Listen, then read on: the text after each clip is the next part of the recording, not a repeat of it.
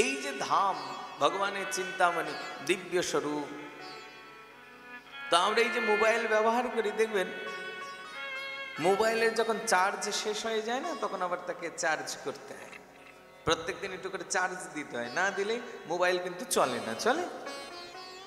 Mobile চালাতে গেলে ওকে charge করতে হবে প্রতিনিয়ত, বিনা চার্জ মোবাইল চলে না।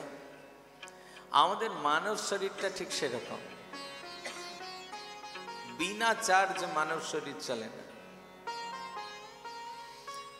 এর জন্যে বছরের মধ্যে 11 মাস সংসার করো, 1 মাস অন্তত সময় রাখো, যেই সময়টা ভগবানের ধাম, কোনো তীর্থ, কোনো পাবন ক্ষেত্র, যেখানে সৎসঙ্গ হচ্ছে, বহু সাধুরা বিলাস করছেন, এইরকম জায়গা, এগুলিতে একটু গিয়ে বসো, বসে বসে সেখান থেকে রিচার্জ হয়ে আসো। কারণ সংসার করতে করতে সংসারের ডামাডোলে আমাদের চিত্তবৃত্তি কেমন হয়? সাংসারিক, ঘোর সাংসারিক হয়ে যায়।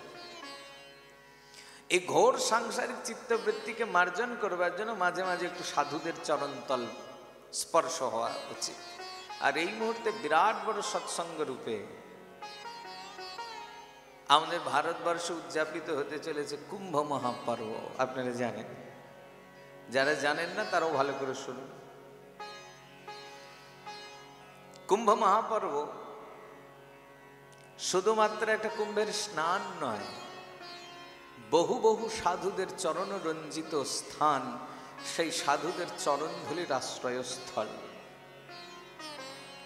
যেখানে গমন মাত্রেই বহু বহু সাধুদের চরণধুলি প্রাপ্তি হয়ে যায়। আর বিনা মহৎ পদরজে অভিষেকম, মহতের চরণধুলির কৃপা ছাড়া তো ভক্তিও লাভ হয় না। এই জন্য কুম্ভক্ষেত্রে গিয়ে যদি ভক্ত গড়াগড়ি দিয়ে সেই রজ সিক্তও হতে পারেন, জানবেন সেই রজ সিক্তের দ্বারা নিশ্চিত ভগবত ভক্তি প্রাপ্তির সম্ভাবনা। কারণ কুম্ভে তো শুধুমাত্র যোগী ন্যাসীরা যান না, ভক্তও জানে স্নান করতে। এর মধ্যে কোনো অনুভবী অনুরাগী যদি কোনো ভক্তের চরণ স্পর্শ হয়ে যায়, কৃপা হয়ে যায়। তো কুম্ভ মহাপর্ব আরম্ভ হচ্ছে আগামী মকর সংক্রান্তি থেকে। আপনারা জানেন কুম্ভ কি? এটা সামান্য বলি, উপলব্ধি হবে তার, আপনাদের উপলব্ধির জন্য। কুম্ভ মানে আপনারা সবাই জানেন, যাদের একটু সংস্কৃতের জ্ঞান আছে তারা জানেন কুম্ভ মানে কলস, তাই না? কলসের সংস্কৃত নাম হলো কুম্ভ, কলস বা কলসি, তাই তো? তো কলসকে বলি কুম্ভ। এই মেলাটার নাম কুম্ভ মেলা কেন? যদি কোনো সময় আপনারা মহাভারত পড়েন তাহলে দেখবেন মহাভারতে বিনাতার দাসিত্বের কথা আছে। গরুরের মা বিনাতা, গরুরের মা বিনাতা সর্পদের মা কদ্রুর দাসী হয়েছিলেন কোন এক সময়। নাগমাতা কদ্রু বিনাতাকে দাসী বানিয়েছিলেন। গরুরজি যখন প্রাদুর্ভূত হলেন, তিনি জন্ম থেকেই দেখলেন তার মা তার সৎমায়ের দাসী। মনটা খুব ক্ষুব্ধ হতো, কেন, কি কারণ? মানে এটা ছলপূর্বক দাসী করেছিলেন। কি ছল? মানে কদ্রু আর বিনাতা এক সময় না নিজেদের মধ্যে বাজি ধরেছিলেন যে স্বর্গের যে উচ্চশ্রবা অশ্ব আছে সেটা সাদা না কালো। তো বিনাতা বলেছেন সাদা, বাস্তবিক সাদাই। তো কদ্রু শর্ত দিয়েছেন যে জিতবে, সে যে হারবে তাকে দাসী বানিয়ে রাখবে। তো কদ্রু চানই বিনাতাকে দাসী বানাতে, তাই তার নাগ পুত্রদের আজ্ঞা করলেন আগে থেকে গিয়ে একবারে উচ্চশ্রবা বেষ্টন করে থাকবে সব নাগেরা। নাগেরা কালো কিসকিস করেছে তাদের গায়ের রং, আর নাগরা গিয়ে উচ্চশ্রবাকে বেষ্টন করলে এমন ভাবে দূর থেকেই উচ্চশ্রবাকে দেখলেন কালো। মা বিনাতার সামনে যায়নি, গেলেই সব সত্য পরিষ্কার হয়ে যেত। কিন্তু আসলে সরলমতি তো দূর থেকে দেখে হাইরে ঠকেই গেলাম, যাক আজ থেকে দাসী, আর সামনে যায়নি। তো সরল চিত্ত দাসী হয়ে গেলেন, সেই থেকে দাসী।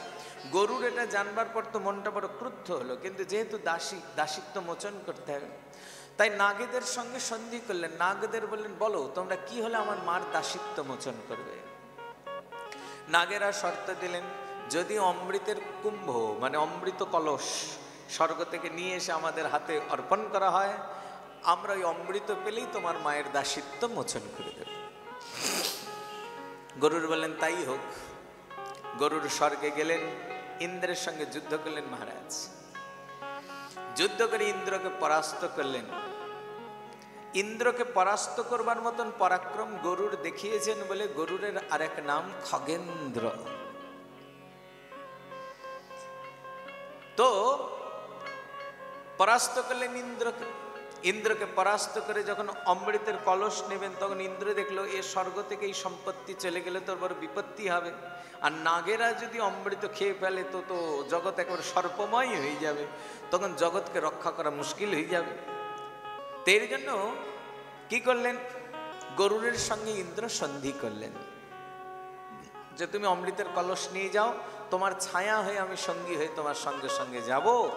তুমি অমৃতের কলসটা একটা পবিত্র স্থানে রেখে নাগেদের আগে বলবে যাও হাত মুখ ধুয়ে এসে আচমন টাচমন করে তারপরে খাও। ওরা আচমন করতে যখনই যাবে, আর এই অবসরে তুমিও তোমার মাকে দাসিত্ব মোচন করেও নিয়ে চলে যাবে, আর আমিও অমৃতের কলস নিয়ে চলে আসবো। তাহলে তোমার মায়েরও দাসিত্ব মোচন হলো, আর নাগেরাও অমৃত থেকে বঞ্চিত হলো, দুটোই কাজ হয়ে যায়।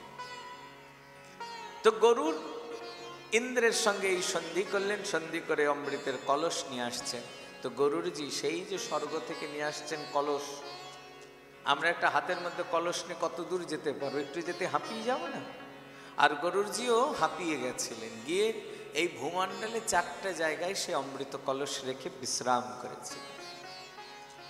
কোন কোন 4 জায়গা? একটা প্রয়াগ, একটা হরিদ্বার, একটা নাসিক, আর একটা উজ্জয়িনী। এই 4টে জায়গা, হরিদ্বার, প্রয়াগ, নাসিক, উজ্জয়িনী, এই 4 জায়গাতে গরুর অমৃতের কুম্ভ স্পর্শ করিয়েছিলেন। যেইখানে অমৃত কুম্ভ স্পর্শ হলো, সঙ্গে সঙ্গে সেই স্থান অমৃতময় হয়ে গেছে, কুম্ভ স্পর্শ। আর যেই তিথি নক্ষত্রের সমন্বয়ে অমৃত স্পর্শ হয়েছিল, সেই স্থানগুলিতে প্রত্যেক 12 বছর পর পর সেই তিথি নক্ষত্রের সমন্বয় হয়, আর সেই সমন্বয়কে আমরা কুম্ভ স্নান বলি। এই কুম্ভ স্নান। তো এবার আবার 12 বছর পর সেই মহাকুম্ভ পর্ব প্রয়াগরাজে অনুষ্ঠিত হচ্ছেন, প্রয়াগ তীর্থরাজ। এমনিতেও প্রয়াগে কিন্তু প্রত্যেক মাঘ মাসেই স্নান হয়। মাঘ মাসের মহিমাতে দেখবেন মাঘে প্রয়াগ স্নানের বিশেষ মহিমা লেখা আছে। প্রয়াগে গঙ্গা যমুনা সরস্বতী ত্রিবেণী সঙ্গম, ওখানে গঙ্গা আছে, যমুনা আছে এবং সরস্বতী অন্তঃসলীলা রূপে প্রবাহিতা হয়ে আছে। তো এমনিতেই প্রত্যেক বছর মকর সংক্রান্তি থেকে শুরু করে সম্পূর্ণ মাঘ মাস সেখানে কল্পবাস হয়, সাধুরা বাস করেন, সেখানে থাকেন, প্রয়াগে স্নান হয়, সৎসঙ্গ হয়। এবার অহোভাগ্য, এইবার এইখানে কুম্ভ মহাপর্বের যোগ এসেছে। এইবারও কিন্তু কুম্ভ মহাপর্বের বিশেষ সংযোগ মকর সংক্রান্তি থেকেই প্রারম্ভ হচ্ছে। হ্যাঁ, প্রথম শাহী স্নান তো মকর সংক্রান্তিতেই, পৌষ সংক্রান্তিতে, দ্বিতীয় মৌনী অমাবস্যাতে, তৃতীয় বসন্ত পঞ্চমীতে, চতুর্থ মাঘী পূর্ণিমাতে হবে, এবং পঞ্চম মহাস্নান শিব চতুর্দশী ব্রত পর্যন্ত হয়ে সুসম্পন্ন হবেন এই কুম্ভ মহাপর্ব। তো আপনারা যারা যারা এই কুম্ভ মহাপর্বে যোগদান করতে চান, তারাও চেষ্টা করলেন, প্রচেষ্টা করলে অন্তত কুম্ভে একবার গিয়ে স্নান করে আসতেই পারেন। আর সব থেকে বড় কথা, কুম্ভে শুধু স্নান নয়, গোটা ভারতবর্ষকে যেন এক জায়গায় দেখা যায়। ভারতের যে কত বৈচিত্র্য, ভারতীয় সাধুদের যে কত বৈচিত্র্য, এবং কত রকমের যে সাধু হয়, আর কত রকমের যে আরাধনাকারী হয়, তারাও যে কত কঠোর আরাধনা করে ভগবত আরাধনা করেছে, তার এক চিলটে মাত্র হলেও সেখানে গিয়ে অনুভব করতে পারবেন। দেখবেন গিয়ে কোনো কোনো সাধু এই বরফ ঠান্ডার মধ্যে একদম খালি গায়ে, নাগা, বাস বসে থেকে, কোনো ছাউনিও নাই, কোনো ছাদও নাই, বাস বসে আছেন তটের মধ্যে তপস্যা করে। আবার কোনো সাধুকে গিয়ে দেখবেন আগুনের মধ্যেই শুয়ে পড়ে রয়েছে, এমন আছে বিচিত্র বিচিত্র সাধু। এক এক সাধু এক এক রকম ভাবে সেখানে থাকে, তাদের দর্শন করার সৌভাগ্য হয়। বাস এই কুম্ভ মহাপর্বে গেলে যারা সারা জীবন ঘোর জঙ্গলে বাস করে মহাতপস্যায় বিলীন হয়ে থাকেন, এই কুম্ভ মহাপর্বের অমৃত যোগেই তাদের জনসম্মুখে তাদের সাক্ষাৎকার হয়। ফলে তাদের মতন দুর্লভ সৎসঙ্গ এবং সাধুদের দর্শন লাভ করবার মহা সৌভাগ্যই কুম্ভ মহাপর্বে হয়। এই জন্যই কুম্ভ মহাপর্বে অবশ্যই যোগদান করবার জন্য সচেষ্ট থাকবেন।